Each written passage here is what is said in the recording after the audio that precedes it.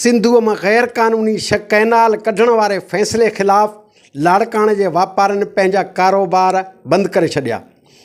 मुहाज़ के सॾ के भरपूर मोट ॾिनी आहे।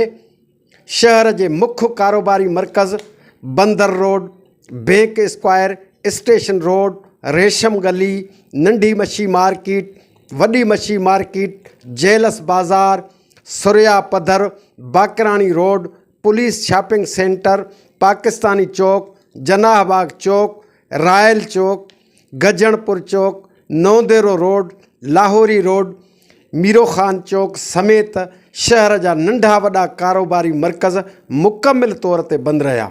मुहाज़ जे कारकुननि समेत मुख़्तलिफ़ जमायतुनि सां वास्तो रखंदड़ हज़ारे नौजवान रोडनि ते निकिरी आया ऐं कैनालनि ख़िलाफ़ सख़्त नारेबाज़ी कंदा रहा ऐं मुतालबो कंदा रहा त सिंधुअ मां कैनाल कढण वारो सिंध दुश्मन मनसूबो ख़त्म कयो वञे। कैमरामैन ज़ीशान खोखर सां गॾु कादिर जागीराणी, कोशिश डिजिटल मीडिया लाड़काणो।